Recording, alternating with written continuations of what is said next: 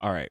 To end that stream, we're going to watch us another important video on something interesting I picked up on.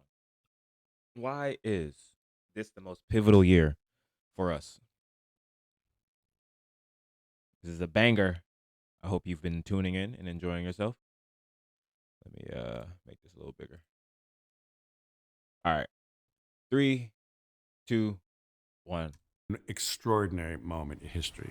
We are at a moment here in 2025 where we have world historic, game-changing technologies now starting to scale.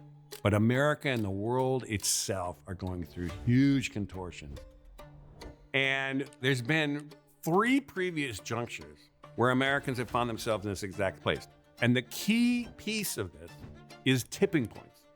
When do you go from the slow build of a thing that's kind of clunky and not really working, do you all of a sudden get an iPhone that goes, holy shit, this is the most amazing thing in the world, and then everybody needs them. And what I'm trying to tell you now is we are in the middle of 3 tipping points that are world historic. Artificial energy, clean energy, and bioengineering. 3 of these are pivotal for the tipping points. Actually, he's right. Because if we have artificial intelligence at an all-time high, then we know how to control, all that good stuff, and we can get the people to do what they need to there. We got good, clean energy from the sun, water, whatever. Then we don't have to use as much energy on straining on the earth.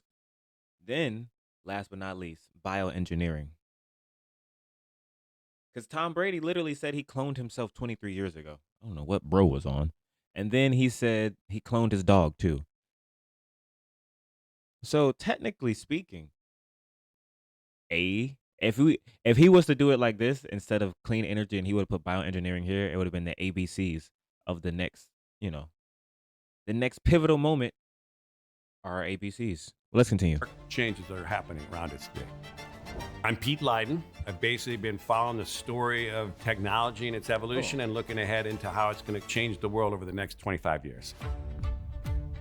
There we go.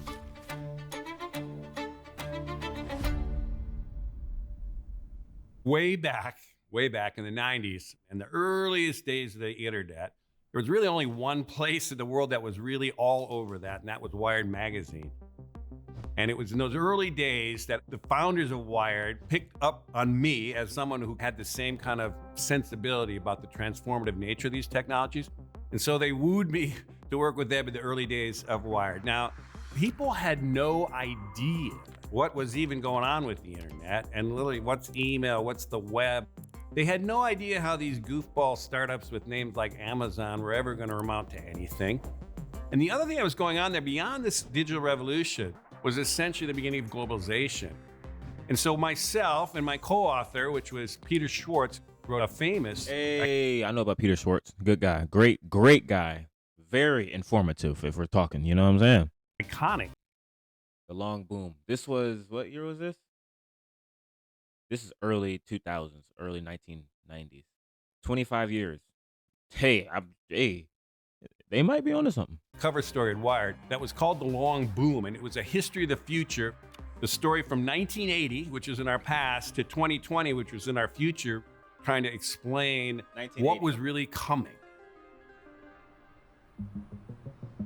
Now, those of us who are in technology and those of us who have been immersed in it, which I have been for most of my career now, can see clearly these kind of incremental stages of these new technologies, that all successful new technologies go through a technology adoption curve.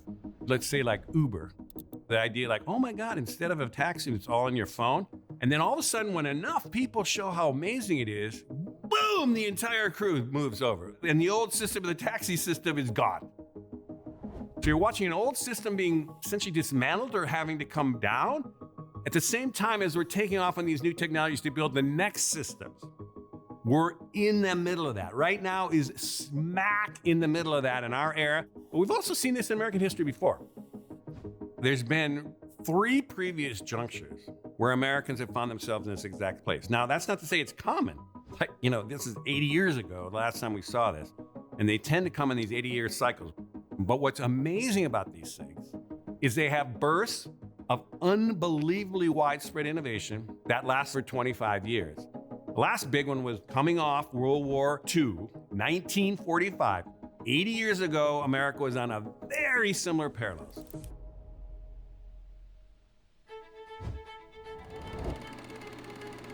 We had basically were watching the essentially dismantling of the old world that had been working pretty well, the economy and societies of the West. And then there'd been a crash, and you run into the Great Depression of the 1930s. Now, what that was the old system of running the economy just wasn't working. And so what happens is you watch these junctures in American society, we get super polarized.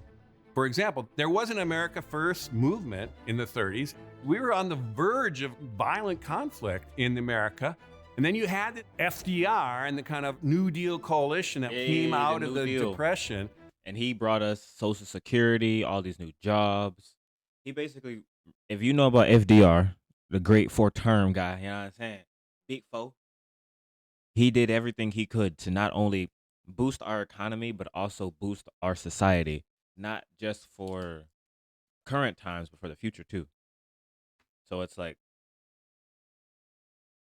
for them currently, they were like, nah, there's no nothing. We're all angry at each other. We're all doing this. You had liquor going on with the, bootlicking and all that with mafia stuff. You had post-war Hawaii and all that crazy stuff going on. Then we had the Vietnam War not too far from this moment. So it's like a lot of stuff was happening in this exact time. And it's like what he chose to do not only shaped our society then, but it is still shaping our society to this day. And they started to get traction. But anyhow, we had to resolve this political tension in America. And frankly, it had to do it in the world because the world also was going through this juncture. Yep. And so from 1945 to 1970, we watched the great post-war boom. Many people call it the high point of global capitalism. And you built this crazy economy where you did many things that were completely different than the previous era. Tax the rich at 90%.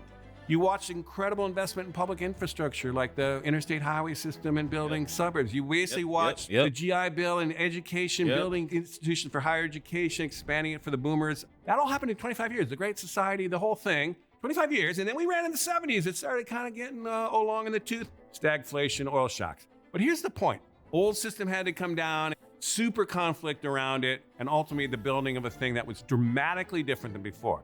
We've been through that before. And funny enough, like I say, if you go another 80 years back, we did it again. Yeah. The Gilded Age. Ooh, I remember that time. Like I was there. It's 1865. What is 1865? It's the end of the American Civil War. Yep. That's what I This remember is a that good time. example of how passions run very high and political conflict is extreme at these junctures. And the Civil War was the most extreme. I mean, we literally had to have 750,000 Americans died in the Civil War. America, since the founding, had been in tension with these two economic systems. One was essentially a system of the early manufacturing economy where you needed free labor in the North. But in the old South, we basically had slavery. And they said, no, we're not. Bro said basically had slavery? No, Negro, we had slavery. It wasn't no basic. All this down here, get to picking, boy, or you're getting whipped up. No, let me be quiet. Going there, we're not going to give it up. We're not going to let go of this old system. We're going to fight to the death on the thing.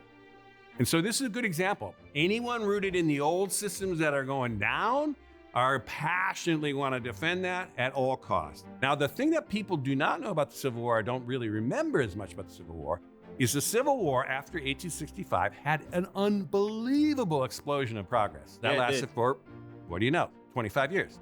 For example, the Homestead Act, which is you gave anybody who went out west 150 acres for free. There was also land grant universities. All these little states started building institutes of higher education to educate average people, but also to be pushing scientific understanding of agriculture. But here's the other progress that was going on. It was technology. Yeah. It was only after the war that America blew out like 170. We had, like you said, the locomotive. We also had, if I'm correct, that's when, not Lewis and Clark, but the Wright brothers created the planes and all that, like not too long after that. We also, cell phones? Telephones? No? No, am I too far ahead? I don't think so. I think this is all in the same time frame. 5,000 miles of rail and essentially stitched the entire continent together with this steel-based rails. And essentially, we reinvented America in 25 years. And here's the even crazier thing, though. You go back another 80 years, we did it again. Yeah, right after the Revolutionary War. 1787 to about 1810, 1815, we had created what is America. Yep. One way to understand what was happening in America at that time was it was part of a bigger part of Western Europe, in particular an extension of Britain, which was going through the Enlightenment at the time. Mm-hmm. The Enlightenment is essentially a fundamental system change from a feudal society kind of dominated by the Catholic Church and all that kind of stuff into essentially what we would now consider the modern world. Yep. And they invented 6 huge things that we still are working within today. Now, the reason I'm kind of saying that is that had world historic implications. That was a building of a civilization that we essentially invented, we humans, but we Western Europe, in basically a space of 120 years. The forward motion of innovation, essentially from the West, was coming with those crazy ass Americans who had this wide open continent to spread it to. And that is what America's role has been vis-a-vis the West in every one of those epochs. I'm arguing we have one more crank at that wheel with the arrival of 3 world historic changes that are happening around us today. And we are the leading force in artificial intelligence. China actually is buying our chips, if people don't know that. NVIDIA is made here by, ironically, a Chinese man. But no, I don't think he's Chinese. I think he's. Hold on. Let me look that up real quick before I. Is the creator of NVIDIA? Who is the creator of NVIDIA? Taiwanese. He's Taiwan. He's Taiwanese. Huang. Jensen Huang. I'm not going to say he was made by, but it was made by a Taiwanese. So, ironically, the Chinese want to work with the Taiwanese. He just so happens to be here in America. But the NVIDIA chip, which is also powering my PC, funny enough, is the leading factor in artificial intelligence. I don't know who's leading in bioengineering and clean energy, but if it is us and we're leading in all 3 of these categories, not only have we shaped the world for the last 100, he said 80 years 3 times. So not only have we shaped the world for the last 240 years, we've also created a space 75 years within those time frames, because 25, 25, 25. We've created a space where it's like, you have to follow our way of living, because we are not only the revolutionaries, but we're also the ones who can shape your mind to believe that there's a whole new way of living. Because we did it once, we did it twice, and we did it a 3rd time after World War II, because, the pound went down and then the pound lost its value. Then that's when the dollar became what it is and everybody started relying on us. But that's only because there's been no wars here. We've had no wars here since the Civil War. I mean, of course, a Pearl Harbor attack, but I mean like a full-on everything's getting blown up. Like we do it in our movies with Marvel, but imagine if a war happened here. Then we'd have a whole different situation. Most of these countries are going through war not only with their people, but with the government and then like another country too. So it's like, I don't think anyone here actually wants to go to war, because it's like your neighbor has a gun. So it's like, even if you get into a war here with somebody, everybody has guns here. That's the crazy thing. Not everybody has guns everywhere else. Everybody has guns here. And even if you don't have a gun, you have access to said weapons. So it's like, I can go, you talking crazy, bro? I'll go buy this right now. Scratched off. You can buy black market. You can go to a store and buy something. You can get ammunition. All types of things. Heck, in one state, I think it's Tennessee or Kentucky, you can buy all types of weapons. No restriction. So it's like, most countries don't have the free will we have. So it's kind of interesting looking at how things are and where the shape is going to be. But let's continue to see what he says. And the most obvious one is the arrival of artificial intelligence. Yeah. Chat GPT. Maybe you've heard of it. If you haven't, then get ready, because this promises to be the viral sensation that could completely reset how we do things. The arrival of generative AI, with the arrival of ChatGPT 3.5 in November of 2022, I think we're going to see that as a world historic moment. I think people will look back on that is the starting gun of what 2022 is when understood as the ChatGPT age got of here. AI. And I use age in a very explicit way, which is when you talk about a different age that humans enter, like, oh, the humans, entered the Bronze Age or the Iron Age. I mean, you're talking about essentially a fundamental game-changing technology, a breakthrough, a step change in our abilities, that once you cross that threshold, you don't go back. Nope. We're going to watch an explosion of amplification. The amplification of our mental powers with digital computers and now AI are going to be very similar to the amplification of our physical powers that mechanical engines, initially by steam, created the prosperity and wealth of the world that we know now, where we're just going to say, holy shit, we had no idea this is the world we're in.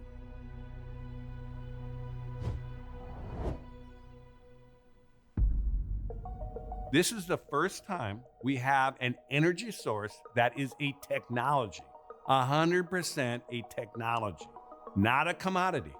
We don't have to dig it up as coal. We don't have to tap into it as oil. Why is that important? Because once it's a technology, you can consistently drive down the cost. And there's a kind of a rule of thumb in manufacturing, which if you double the number of producing solar panels, you will come up with about 20% of a drop in cost. And this is the point, it's gonna keep getting cheaper. And the same thing, flipping around to the same thing with electric cars. People think, well, electric cars are still expensive and whatever. You're not thinking this through, because battery technology is the same thing. That's in lithium batteries. We're now getting whole nother generations of batteries, like solid state batteries, that essentially will be a next generation. So what he's saying is a Tesla is actually cheaper to make now than it was 5 years ago, 6 years ago. Well, we can say 10 because it's 2025. So 10 years ago, a Tesla battery would have cost around like 350. Now it's only going to cost less, probably like $120, $20 maybe, if it gets to that point. Because nobody has it. It's not like, oh, well, I don't know how to make it. Nah, we figured out how to make it in 1991. Then we figured out how to keep doing it in, what is that, 2000. Around the 2000s, we figured out, okay, we can do this, and then it'll be cheaper.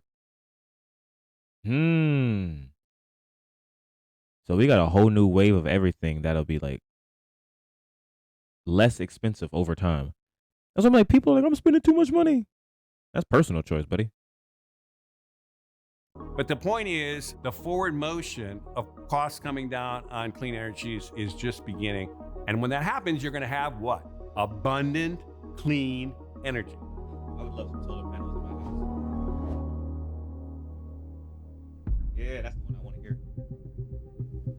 Basically, right around the time that we essentially had our earliest breakthroughs on generative AI, which is about 15 years ago, we also had the big breakthrough in what they call CRISPR, which is we figured out a way to cheaply and easily edit the genome of any living thing.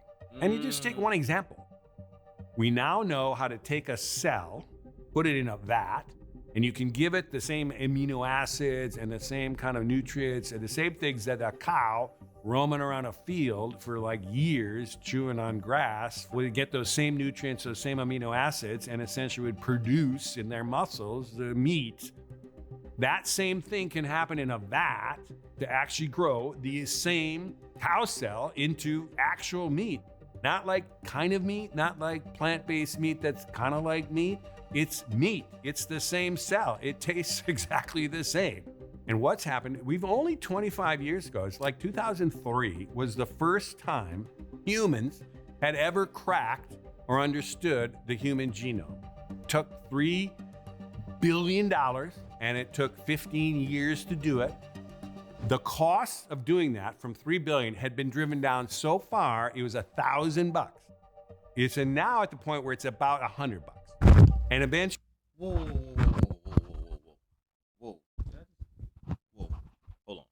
Hold on. It used to cost That's 100 million. He said 3 billion. So we're gonna say 3 billion, whatever. It used to cost this much to create a full human genome just to understand it. That's crazy, no?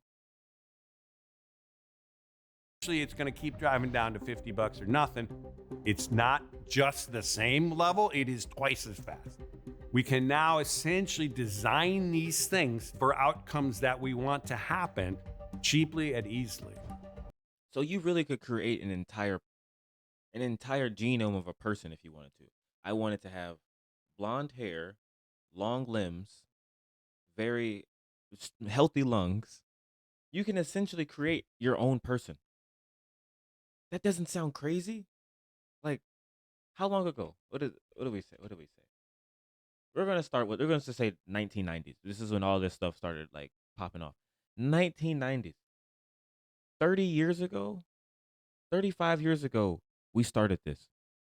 Now we're at the point where it's like we can create our own energy, we can create our own chips in our own words. We can have something just tell us everything we need to know cuz there's so much data out there that hey, if you go left 3 times it's a right.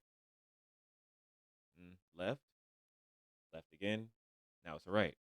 If you say this is going to happen. If you move this kind of way, then your body's going to do this. If you yell at someone like this, then this is going to. You literally can create all outcomes with intelligence. And then the fact that you could create a whole cow, a whole dog. Like I said with Tom Brady, he cloned his dog. So now the exact same dog that he had that passed away after 13 years is still there. So it's not like he ever lost a dog. So it's like stuff like that. That's why I feel like athletes have all types of access to certain things. Just because a person will get injured and then next thing you know they're coming back 6 months later, and it's like, how did he even do that, bro? We dropping juice in your system. You drinking that Gatorade or you drinking that water, but it's really instant healing. Like that's crazy. And eventually, it's going to keep driving down to $50 or nothing.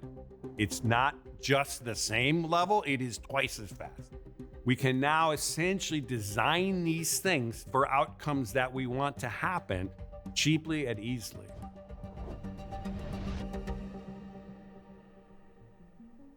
So the technology story of today, AI, clean energies, even bioengineering, is kind of familiar at some level. The next several iterations here, though, I think is putting a bigger lens on what's going on today. And it gets us back to what we were describing as what's happening in America is a once in a 80-year reinvention. And in fact, it's even possible that what's going on here is essentially the early days of building a 21st century civilization. And so when you think about that, you go beyond the technology. That's like the foundation. And so the next thing up, I think, from the technologies, you start thinking, okay, well, what could you build with those technologies? What kind of an economy would you want to build? The economic system that the United States has been based on, that has worked for essentially the top 10% for sure, and certainly for the top 1%, has not been working for 80%. And it's gotten to the point where they just have had it. So as crazy as it sounds, we could be at a point in the world right now in 2025 where we are watching the beginnings of a shift from financial capitalism, born and raised out of the Enlightenment, to essentially some version of a sustainable capitalism. We're going from a world of representative democracy, which was a brilliant move forward, to essentially a digital democracy. And we're also going to go from a world of nation states, which again was a great breakthrough from empires and colonies of the past, to some kind of global governance that coordinates the 10 billion people on this planet. That's the level of change I think we're actually heading into. That's the level of change I think your kids are going to be wrestling with, and that's the level of change I think America is going through now. And the quicker we start to wrap our heads around that challenge and the kind of scale of the invention we're up to, the better off we're all going to be.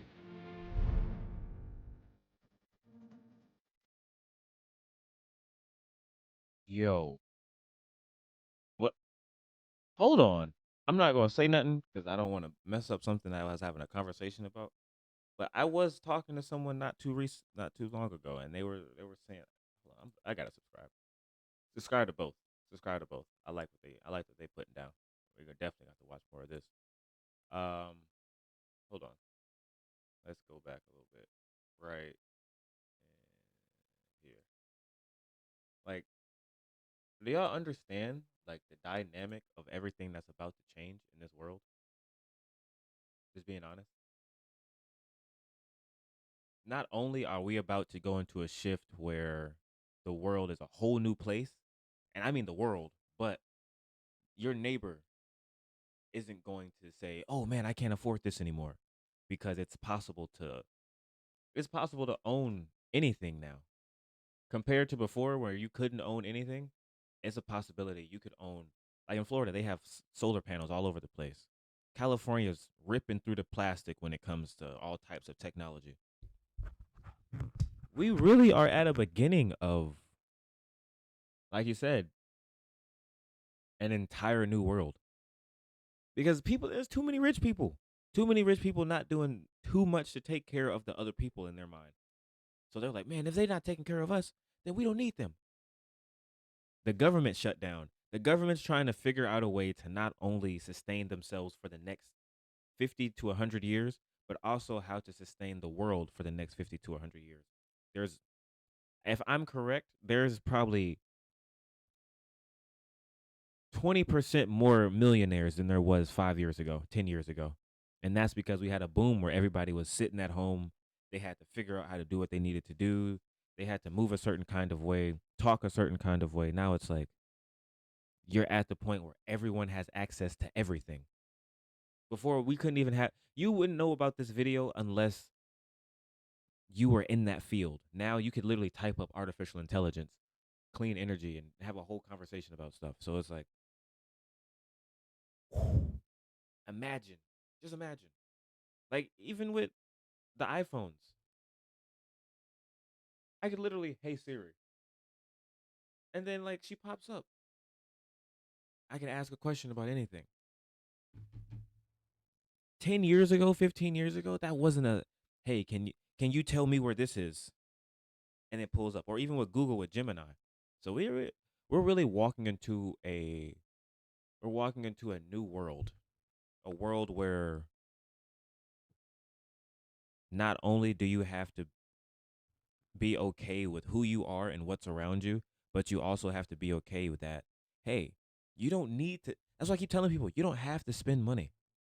You don't need to keep burning through your resources. And I got to go have this. I got to go do this. I got to do that. Leave that to the people that are in those fields. Just buy what you need. Enjoy yourself for those time frames. Just do everything that's necessary around you because then it's going to get to a point.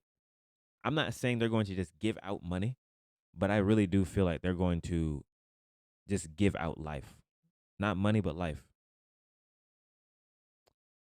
Man, that's a good one. That's a good one. I don't even know what to say. I say be prepared for anything that could come to you. Don't feel afraid and just be okay with, change. Like change is scary, but it's also necessary for an evolution of life.